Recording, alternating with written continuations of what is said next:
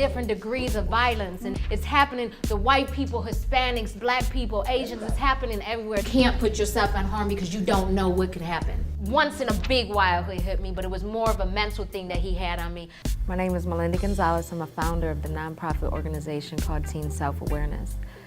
Our main goal and our main objective is to help educate and support young teens on domestic violence. Whatnot, it's emotional, it's financial, it's so many different ways that abuse can happen. Nothing is automatic, you know what I mean? It's something either one you have because you got taught that, you know what I mean?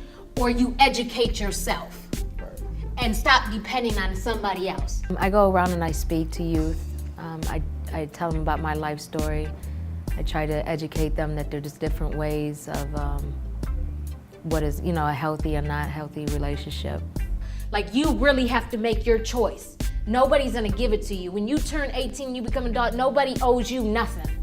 Some examples of dating abuse are physical, when they're actually hitting or slapping or pushing you.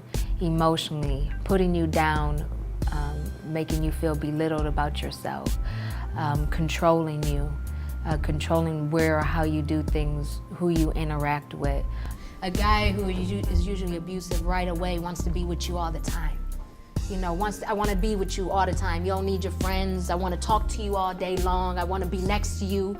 You know what I mean? Because that's how they get you to not have friends anymore, because they take up all your time.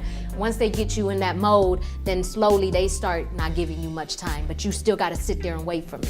Always needing to keep tabs on where you're at, what you're doing, taking your cell phone, going through your text messages, your incoming, outgoing call logs, your emails, your MySpace, your Facebook. Woman can be the abuser and the guy can be the abusee. As well as there's a point that it's not always I gotta hit you. It could be through text, it could be through MySpace, it could be through email, it could be, just verbally. It could be so many other different situations that it doesn't mean that she has to be walking around with a black eye. I went through all the courses, I even got my daughter taken away from me. I went back. It was something that wasn't closed for me. The reason why I feel like I kept finding myself in abusive relationships now as an adult, I think it had a lot to do with low self-esteem. I believe it was what was installed in me as a young child with my mother was abusive, seeing her being abused, not really having any type of guidance growing up. It gotta be what you want in your life.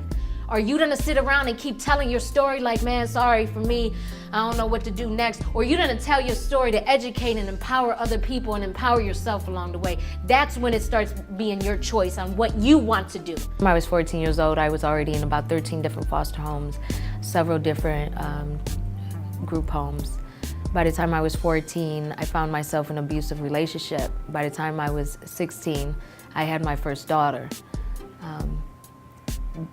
During all the times where I was trying to struggle with just trying to figure out who I am, with the pressures of growing up in children and family services, not having the support that I needed, being in an abusive relationship, and then still on top of it trying to be a teen mother. Being able to share my story really gives the youth the chance to really see that there's more to life, that doesn't stop you. It's just something that's part of your story, and whether it's gonna make or break you is up to you.